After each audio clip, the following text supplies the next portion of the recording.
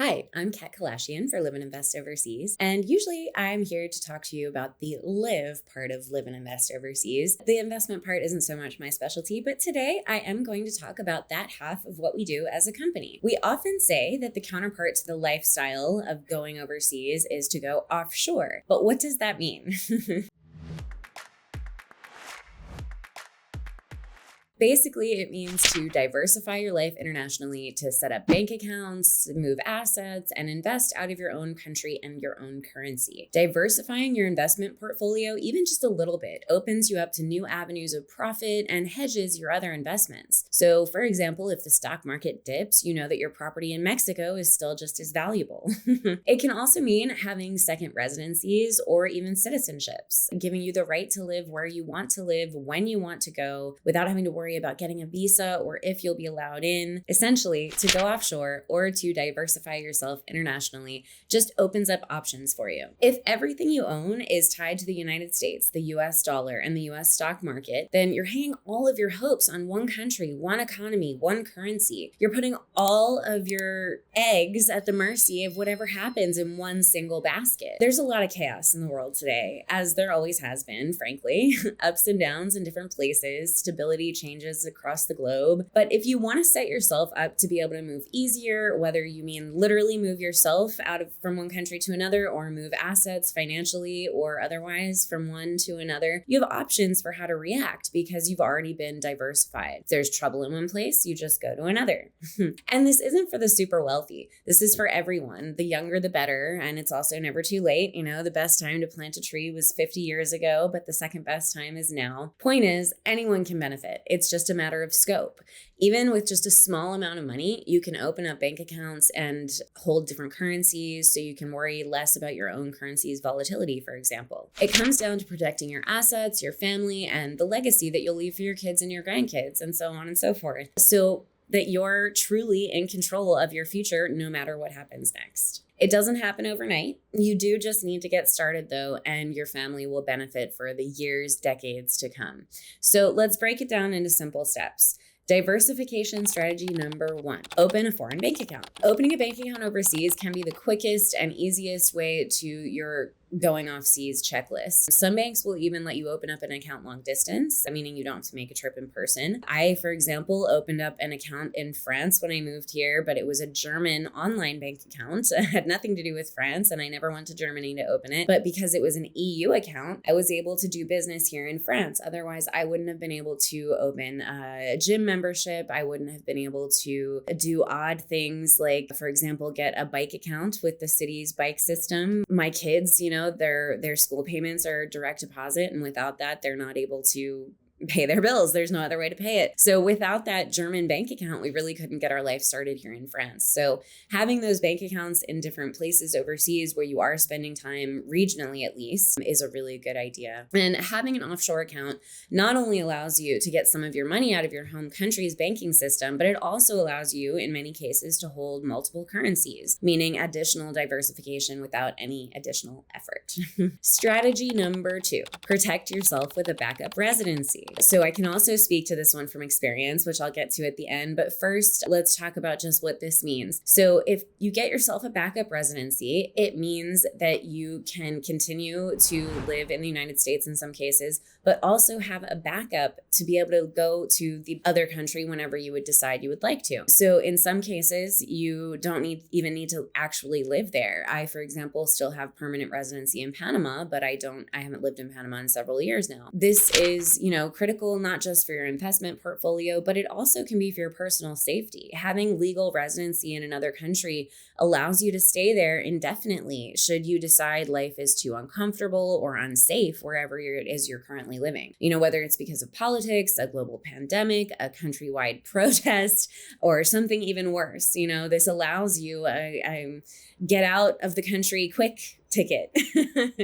You can leave whenever you want and go to this second home that you've got. And so, for example, there are places like Panama where you can set this up and you can go to Panama whenever you choose to. You only have to go every 2 years to maintain that residency. And in fact, a lot of our friends around the world really benefited from second residencies or second homes during the pandemic. So, for example, one of my good friends who lives in Mazatlan, Mexico, Lee, he was able to kind of ping pong back and forth between his house in Mexico and his house in California, according to the regulations at the moment. So whenever there was a lockdown on one that was extremely harsh, he would go to the other and he'd have his nice big home with a nice big balcony to quarantine on in Mexico. When in Mexico, the regulations were a little bit more stringent, he could go back up to California where they had lessened again. So you can see in some cases, this doesn't need to be a big move. I live in France. You don't have to go across the Atlantic. You can just go across the border. If you're living already in the southern United States, that means it could just be a car ride away. So keep in mind that these things don't need to be giant leaps. They can be small steps just into the country next door. All right, strategy number 3, consider a second citizenship. So having a second citizenship gives you, again, more options. Having a second passport can also make travel in general easier. For example, it could reduce the number of visas that you might need depending on the country you're trying to go to. That means you're not going to have to pay for an extra visa or apply for it. It's just a little bit less hassle in your life and save a little bit of money. And it can also be safer at times. My family has Irish passports, and sometimes, it feels a little bit, especially over the past decades, when Americans weren't quite seen so well outside of the US, having that Irish passport to travel on made us less of a red thumb when we were traveling overseas when I was a kid. And so just to make a little bit of a difference here, legal residency in a country allows you to stay in a country, but often for a limited amount of time. It might need to be renewed, or you might have to do temporary residency before you get to permanent residency. It's a little bit more gray, whereas citizenship is just kind of black and white. It allows you the right to be in this country no matter what, for as long as you would like to be there. It's permanent, and it gives you additional rights too, including the ability to work, for example. And so, I'll give you a couple of funny examples from my life. I mentioned that my family has Irish passports, but I was left out of that due to administration errors, basically. And so whenever we would travel as a family, I was the only one who had to wait in the very long lines when we were coming into the EU. They could all go into the EU passport line very easily, and just, it's not even a line for immigration. You just go right through. In the EU, they're able to travel much more easily than I was back when I only had my US residency. Now I'm a French resident, so I am able to stay here as long as I want. But that was quite annoying when I was growing up. And, that's kind of a funny example. But to be more serious, if I had an Irish passport coming here to France, I wouldn't have had to apply for residency, pay the lawyer's fees and the application fees every year that I've been doing this year. And we would have had an easier right to work. I probably would have been able to figure out how to get my husband here without applying for French residency necessarily. My children would probably be able to avail of that as well. So it is really the gift that keeps on giving if you take the time to put a little bit of effort into getting a second residency, which then could lead to a second citizenship, or just go straight to the citizenship, depending on your situation and your goals. And before I go into my final 3 points, I do want to point out that I know these things that we're talking about, I'm calling them the basic steps, but they can seem a little bit complicated, confusing, maybe daunting if you're thinking about these things for the first time. I was kind of born into this. So it's the things that I've become used to from my parents living this lifestyle and talking about these things ever since I was a kid. And that's how I've been able to work all over the world, travel all over the world, to live in France now, to raise my family in France, to now have my family traveling around the world with me. And it's made my life so much richer. And it's because they took that leap. So I will give that little bit of a testimonial to this lifestyle. But I will say that you can create that for yourself. It's not hard. It is a gift that my parents gave me, and it keeps on giving. I hope to keep giving it to my kids. And you can create that for yourself, your family, your future generations. Again, it does not happen overnight, but I can tell you the easiest way to take the first step is to join us at our 15th annual Offshore Wealth Summit. It's all about protecting yourself and your assets. It's about making money and cutting down your tax bill. It's above all else gaining true freedom from whatever system you would like to gain it from. The freedom to travel, to live your life free of tyranny, to enjoy the best that this beautiful world of ours has to offer. So whether you're looking to avoid avoid what may be coming down the line, or just to set up a plan B just in case, or just to internationalize your life for maximum fun and profits, the Offshore Wealth Summit is a way to help you do all of those things. It is the silver bullet answer. It's taking place this year in Panama City, Panama, from October 15th to 17th. You can join our staff, our Live and Invest Overseas global staff there. They'll be there from all over the world, coming to give advice from Europe, from Asia, from all over Latin America, and the United States as well. And they will help you come up with an ironclad system for keeping your assets and your retirement safe for yourself and for your future generations. So give a little click on the screen if that is of interest to you. Now let's get back to my 6 simple steps.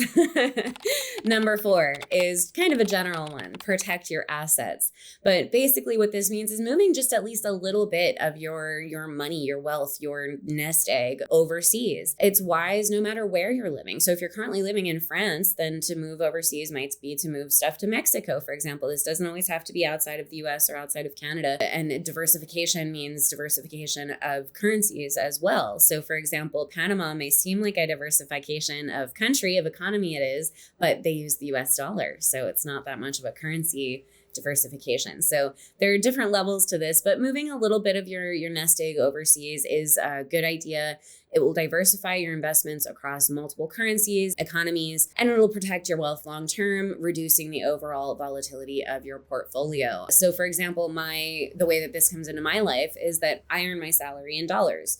I live in Europe. Obviously, we have a currency exchange rate that can sometimes get quite onerous. Right now is one of those examples. We've been very lucky in recent decades, but right now things are a little bit more volatile. So having investments here in Europe that throw off yields in euros is very important for my husband and I. And it could be for you as well. Again, not necessarily in Europe, but wherever it is that you like to also spend time, having a little bit of money already there in that currency and being able to act very quickly if an exchange rate moves favorably, you can move money over and then have it there sitting there, and it's ready and waiting for you when you want it to be there, when you want to go back to that home and enjoy those funds, and you're not at the mercy of whatever the exchange rate is that day. So it's a little bit of forward thinking here as well, no matter where it is that you spend time. This is also another way to protect yourself from frivolous lawsuits. So if you structure the ownership of your assets carefully, this is something that you could never be sued frivolously in the United States. It's not about hiding your income. It's not about hiding your assets from the IRS. It's about keeping others away from taking what is yours and should not be anyone else's, frankly. All right, strategy number 5, move your business offshore. Depending on your situation, if you're retired, obviously this doesn't apply to you, but if you are still in the working world, taking your existing business offshore or starting a new business in another country could provide huge legal and tax advantages. So incorporating offshore won't make sense for everyone. But if you are operating your own business, for example, or working in a high-risk profession, you should consider an offshore corporation. And in fact, Live and Invest Overseas is a shining example of that. When the company was founded, Kathleen Petticord and Leif Simon, founders, were living in Paris, France, where I am now. And when Kathleen said she wanted to start a business, Leif said, well, we can't do it in France. This is not a friendly jurisdiction for business owners. It wasn't at the time. It is more so now. So let's go to Panama, which offers all the benefits, all of the incentives that we would want for starting a business. And that is why Live and Invest is based in Panama to this day. All right, final strategy number 6. We want to grow your wealth away from the stock market. So my family's favorite saying, especially my stepdad's, is give me real estate over stocks any day and every day of the week. Holding tangible property in other countries is my stepdad's favorite way of safeguarding value. And there's often an appreciation upside or a rental upside as well and you still have this asset no matter what, unless, some act of God, natural disaster type thing hits and takes that away from you, which in certain cases, that's the due diligence that you need to do.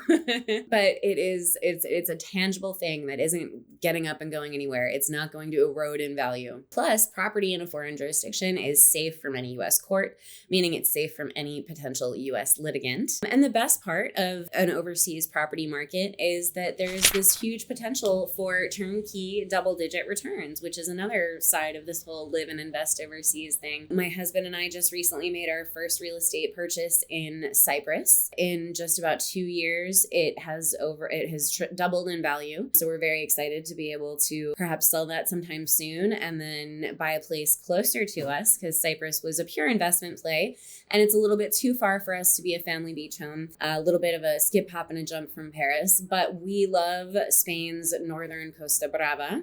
I shouldn't say northern, it's not the northern coast, but it's on the northern Mediterranean coast. And that's where we want to spend our time and have our country home or our beach home that we could get a car to, a train to. And our investment in Cyprus has bounced us into this area where we actually could realize this fantasy of owning a second home in Spain. So that is how all of these things have affected me. I am not an investor. I am not a millionaire. Far, far from it. I am just working mother of 2 living here in France with my husband, who's also American. And, these things helped us even get to where we are today, and hopefully will help us get much further in the future. And then we can give that on to our kids. So think about some of these things. And if you're interested in learning more, give a click on that screen where you can learn more about offshore ideas, diversification of wealth, asset protection, and more.